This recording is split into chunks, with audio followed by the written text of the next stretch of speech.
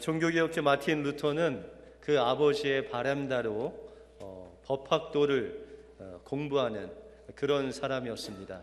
그 당시에 법학을 공부하면 많은 물질과 명예를 가질 수 있었기 때문에 이 마틴 루터는 그 길이 바로 인생의 목적임을 알고 있었습니다.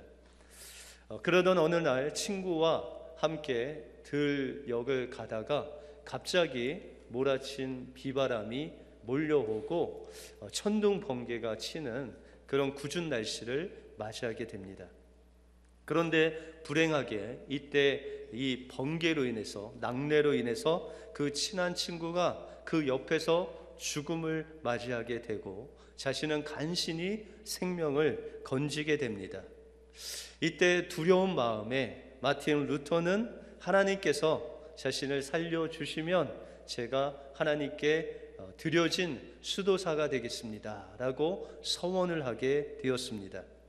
이 수도사가 된 루터는 다른 사람보다 죽음에 대해서, 또한 이 죄의 사함을 받는 것에 대해서 더욱더 관심을 가졌습니다. 그래서 다른 사람들이 일주일간 죄를 지은 것을 가지고 사자에게 가서 고해성사를 한다면 이 루터는 거의 매일매일 사제를 찾아다니면서 자신의 죄를 고해성사하는 그런 마틴 루터의 모습을 우리가 볼 수 있습니다.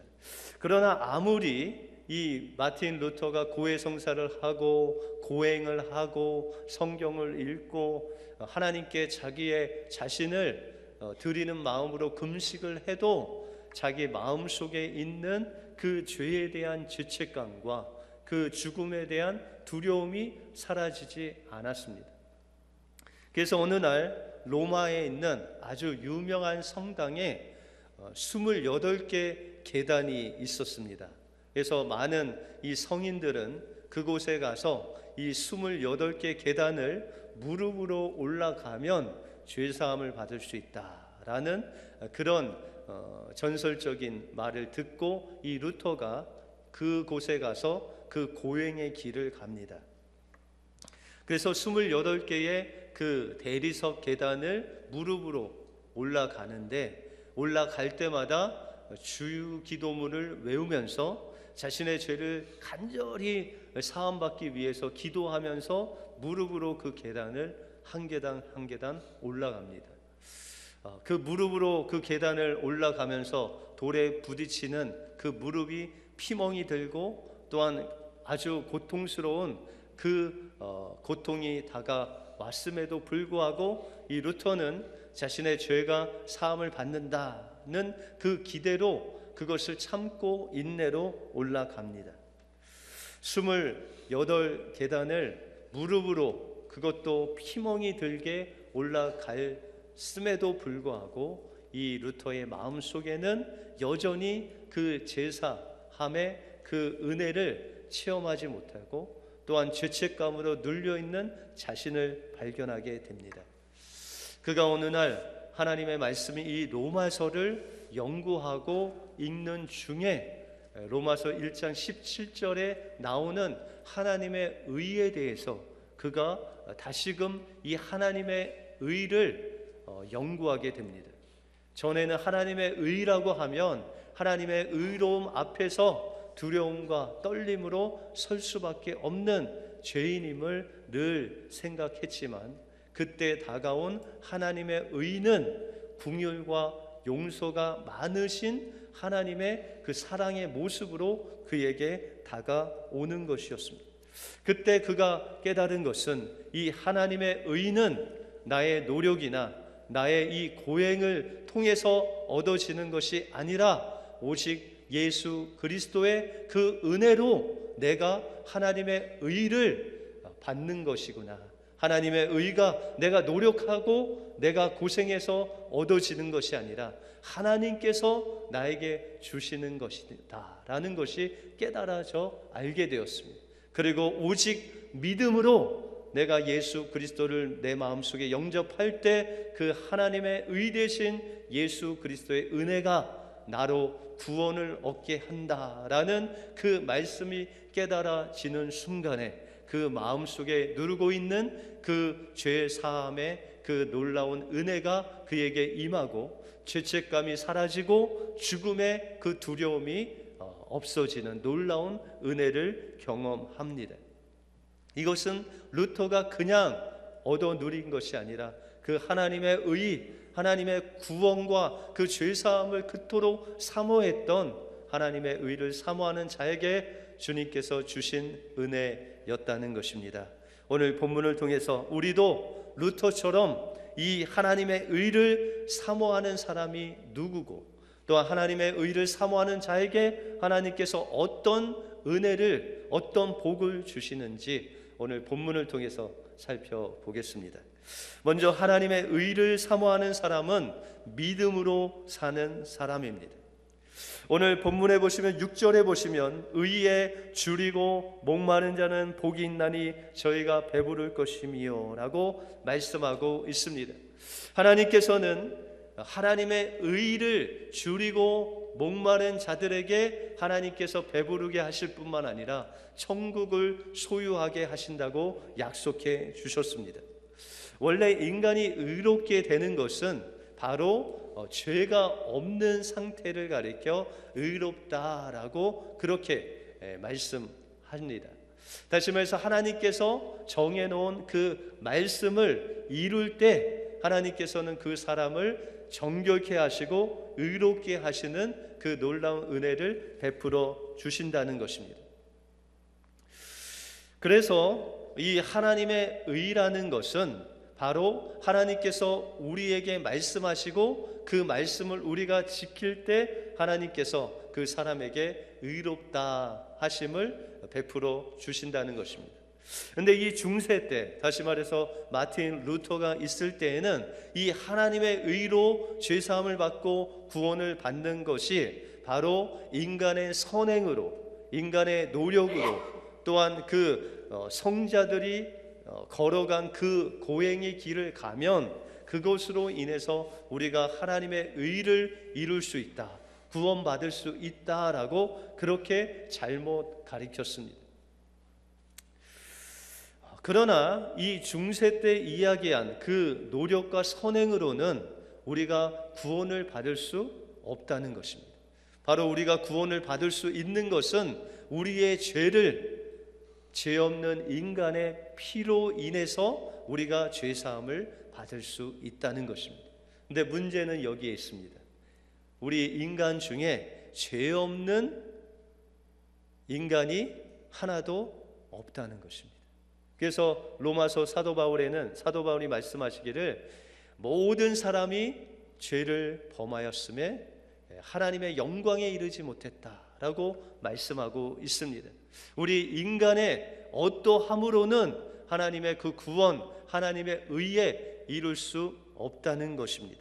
오직 하나님의 의 대신 예수 그리스도를 믿음으로 우리 마음속에 영접할 때만이 하나님께서 우리를 하나님의 의로운 자로, 하나님의 자녀로 삼아 주신다는 것입니다. 구약에 보면 이 의에 대한 사건이 아주 중요한 사건이 하나 나옵니다. 그것이 바로 아브라함입니다.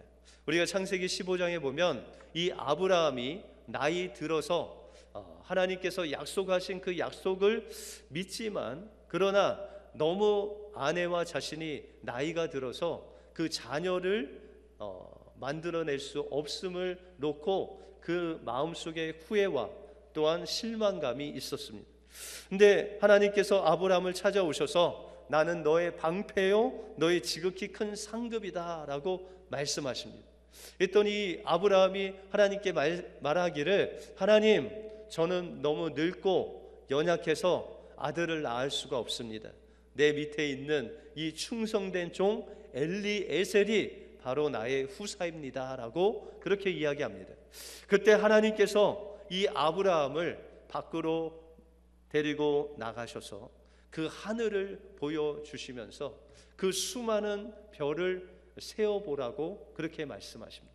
그러면서 하나님께서 아브라함에게 내 자손이 이런 별과 같이 셀 수 없을 정도로 그렇게 번성하게 내가 만들 것겠다라고 하나님께서 말씀하십니다. 그때 이 아브라함이 하나님을 믿으니 하나님께서 그것을 의로 여기셨다라고 말씀하고 있습니다. 여러분들, 아브라함이 의롭게 된 이것은 무엇을 통해서 그가 의롭게 되었습니까? 그가 하나님의 말씀을 그냥 믿을 때 그가 의롭게 되었다는 것입니다.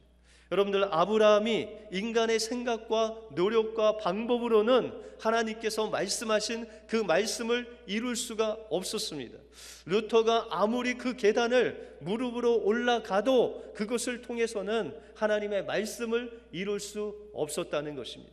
그런데 아브라함이 자신은 그것을 이룰 수 없지만 하나님께서 말씀하시니 그 말씀을 마음속에 영접하고 믿으니 그것을 하나님께서 의로 여기셨다라고 말씀하고 있다는 것입니다. 우리가 의롭게 되는 것, 하나님을 믿어야 됩니다. 하나님을 믿고 그 말씀을 내 마음속에 영접할 때 하나님께서는 우리를 의롭다 하시는 놀라운 은혜를 베풀어 주신다는 것입니다. 신약에서도 이제 하나님께서 하나님의 의에 대해서 말씀하시는데 로마서 3장 21절에 보시면 이제는 율법 외에 하나님의 한 의가 나타났으니 율법과 선지자들에게 증거를 받은 것이라 곧 예수 그리스도를 믿음으로 말미암아 모든 자에게 주시는 하나님의 의니 차별이 없느니라 라고 말씀하고 있습니다. 신약에서도 하나님의 의가 나타났는데 그 하나님의 의가 바로 예수 그리스도 우리의 구원자 되신 분이시라는 것입니다. 그 예수님이 우리가 해야 할 모든 하나님의 말씀, 그 율법을 그 십자가에서 완성하셨다는 것입니다. 그래서 이 예수 그리스도가 바로 하나님의 의고 하나님의 은혜고 하나님의 구원이시라는 것입니다. 그 분을 믿는 자마다 하나님의 자녀가 되는 놀라운 능력을 우리에게 공급해 주셨다는 것입니다. 그러므로 우리가 하나님 앞에서 의롭게 되는 것은 우리의 노력과 행위가 아닌 오직 믿음으로 하나님의 그 의로우심, 의롭게 되는 놀라운 은혜를 우리가 누리게 된다는 것입니다. 오늘도 하나님께서는 이 하나님의 의 되신 예수님을 사모하는 자를 찾으십니다. 이 사모하는 자가 되기 위해서는 우리 마음속에 믿음으로 예수님을 영접할 때 우리는 하나님의 의를 사모하는 자가 되어서 하나님께서 주시는 그 영원한 생명으로 살아갈 수 있다는 것입니다. 오늘도 믿음으로 주님을 영접하심으로 하나님께서 주시는 놀라운 그 영생의 축복을 누리시는 여러분들의 삶이 되시길 바랍니다. 다음으로 하나님의 의를 사모하는 자는 의에 줄이고 목마른 자입니다. 오늘 6절에 보시면 의에 줄이고 목마른 자다라고 말씀하시는데 이 의에 줄인다라고 했을 때 줄인다는 이 단어는 페이논테스라는 헬라어로 먹을 것을 찾아서 생명을 걸다라는 그런 뜻입니다. 또한 여기에 나오는 이 목마르다라고 하는 딥손테스라는 헬라어는 며칠 동안 물 한 방울 먹지 못해서 생명을 위해 목말라 하는 그 모습이 바로 의를 줄이고 목마른 자의 모습이라는 것입니다. 하나님의 의를 누리기 위해서 자신의 생명을 바쳐서 그 의를 찾는 그 모습이 바로 의에 줄이고 목마른 자다라고 말씀하고 있습니다. 우리가 구약의 사사기를 보시면 삼손이 나옵니다. 여러분들, 삼손이 나실인입니다. 나실인이라고 하는 것은 하나님께서 거룩하게 구별하여서 하나님의 역사를 체험하는 사람이 바로 이 나실인입니다. 그래서 이 나실인이 구별해야 될 것이 몇 가지 있는데 성경에 보시면 독주를 마시지 않고 삭도를 몸에 대지 않고 부정한 것을 가까이 하지 않는 자, 그가 바로 나실인이 될 수 있는 조건을 가진 자입니다. 그래서 삼손은 그가 어렸을 때부터 그 부모로부터 구별되어 하나님께 드림받았고 그 어렸을 때부터 이 하나님께서 금해 놓으신 것을 멀리하고 하지 않는 그런 사람으로 성장했습니다. 그래서 하나님께서는 이 삼손을 나신인으로 세워주시고 하나님의 역사를 성령으로 충만케 그에게 역사하셔서 그들의 대적인 이 블레셋 사람들을 이 사자뼈 하나 가지고 1000명을 무찌르고 하나님의 놀라운 그 역사를 이룰 수 있도록 인도하셨다는 것입니다. 여러분들, 이 삼손이 이렇게 하나님 앞에 쓰임 받을 수 있었던 것은 그가 하나님의 말씀을 사모하고 하나님의 말씀을 지켜 하나님께서 주시는 그 능력을 체험한 것입니다. 그런데 그가 시간이 갈수록 자신이 어떤 능력을 나타내는 것 같이, 자신의 힘으로 무엇을 하는 것 같이 하나님을 향한 그 목마름이 사라지고 자신의 그 마음이 교만해졌습니다. 그때 그는 드릴라라는 그 여인에게 유혹에 넘어가서 자신의 힘의 근원인 그 머리에 삭도를 대게 됩니다. 여러분들, 삼손의 능력은 정말 그 머리털에 있었을까요? 아니면 다른 곳에 있었을까요? 이 삼손의 진짜 능력은 하나님에게 있었습니다. 그런데 그의 마음속에 그 하나님을 갈망하는 그 갈망이 사라지게 되자 그는 그 하나님께서 말씀하신 것을 범하게 되고, 다시 말해서 삭도를 몸에 댐으로 인해서 하나님께서 이 삼손에게서 떠나게 되는 그런 불운을 겪게 되었습니다. 삼손은 하나님이 떠나실 뿐만 아니라 블레셋 사람들에게 잡혀서 그 두 눈을 뽑히는 그 고통을 당하게 됩니다. 어느 날 이 삼손이 잡혀있는 블레셋 사람들이 삼손 잡은 것을 기뻐하면서 이 연회를 베풀었습니다. 그래서 그 연회 장소에 삼손을 불러서 이 삼손이 눈이 없는데도 불구하고 맷돌을 갈게 하면서 그 재주를 부리게 하면서 그들이 그것을 보면서 기뻐했습니다. 엄청난 사람이죠. 그런데 이 삼손이 그 마음속에 예전에 하나님께서 주신 말씀, 하나님께서 그와 함께 하셨던 그 하나님을 갈급했습니다. 하나님께서 이 시간에 함께 하시면, 하나님께서 이 시간에 나에게 능력을 주시면 저 하나님을 대적하는 블레셋을 다 죽일 수 있을 텐데 라는 생각을 하고 그가 두 눈을 이제 보이지 않지만 그 두 기둥을 놓고 하나님, 한 번만, 이번 한 번만 저를 기억하여 주시옵소서. 그리고 이 한 번만 저에게 하나님의 능력을 공급하여 주셔서 하나님을 대적하고 나의 눈을 뺀 저 원수들을 망하게 해달라고 간절히 그 심령으로 하나님 앞에 부르짖습니다. 그때 하나님께서 그 삼손의 기도를 들으시고 그에게 성령의 능력으로 함께 하셔서 하나님의 능력을 그에게 공급하십니다. 그때 삼손은 하나님의 능력으로 그 기둥을 밀어 무너뜨리고 자신과 함께 그곳에 있는 블레셋 3,000명이 다 깔려 죽는 그 하나님의 역사를 베풀고 죽습니다. 여러분들, 하나님은 우리를 의롭게 하시는 그 방법은 바로 우리의 심령이 주님을 갈급함으로 하나님 앞에 주님을 사모함으로 부르짖을 때 우리와 함께 하셔서 하나님께서 우리와 동행해 주실 뿐만 아니라 하나님의 능력을 우리에게 공급해 주실 줄 믿습니다. 그러므로 우리는 주님을 향한 이 믿음을 가지고, 이 갈급함 가지고 날마다 하나님 앞에 나가야 된다는 것입니다. 이것은 과거에 내가 기도하고 과거에 내가 말씀을 읽고 과거에 누렸던 그것으로는 이 하나님의 놀라운 함께 하심이 없다는 것입니다.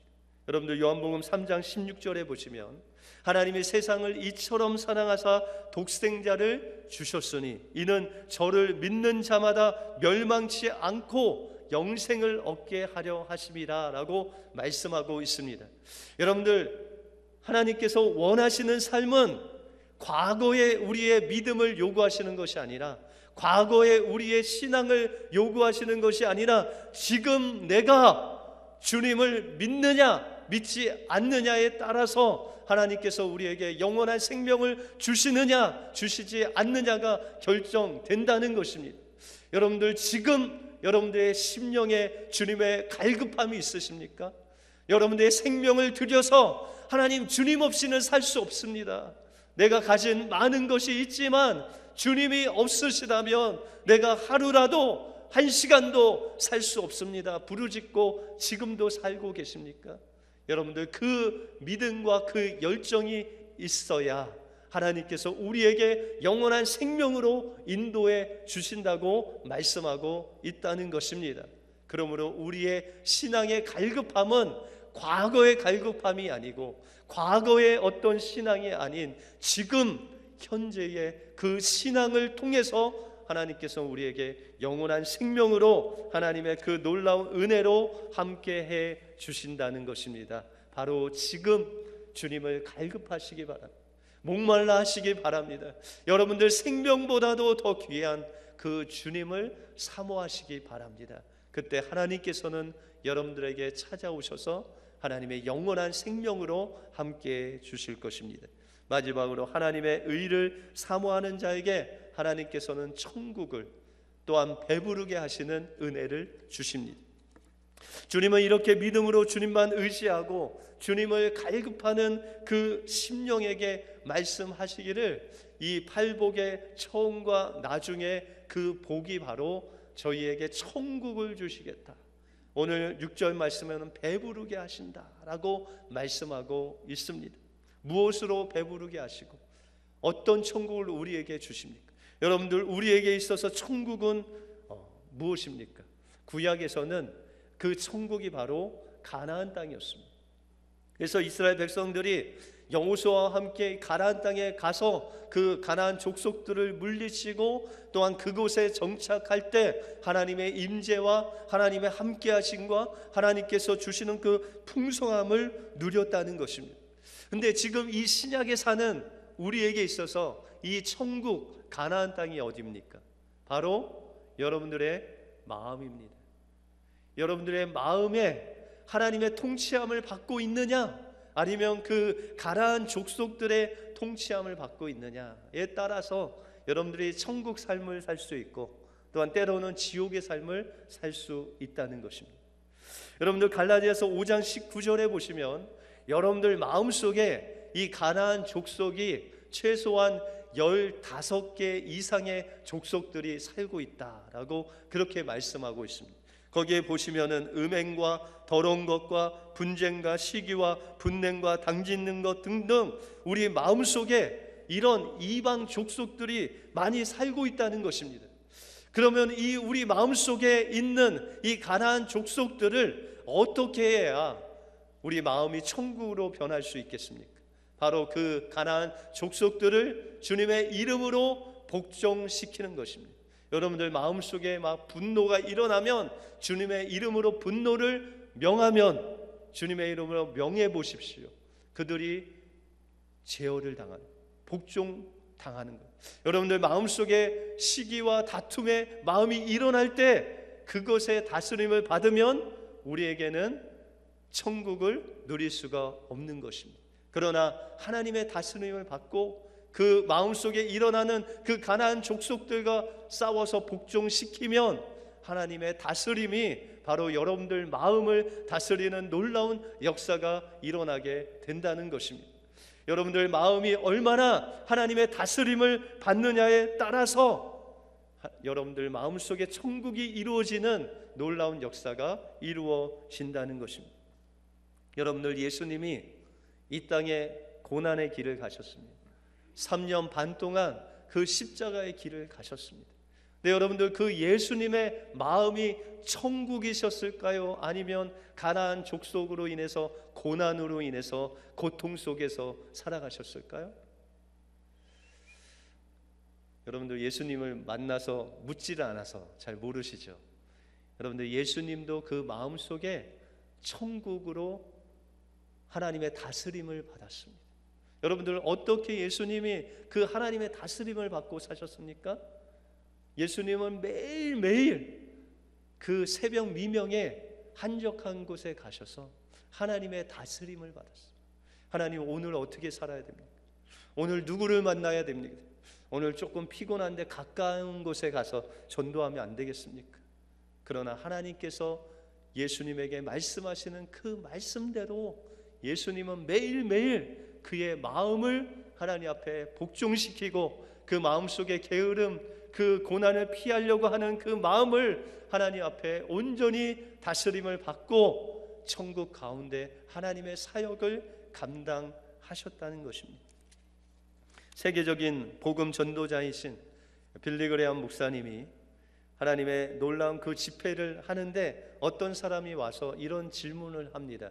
목사님은 그 미래에 대해서 많이 설교하시는데 목사님의 미래가 어떻다고 생각하십니까? 라고 질문을 했습니다. 그랬더니 목사님이 그에게 대답하시기를, 나는 나의 미래를 전혀 모릅니다.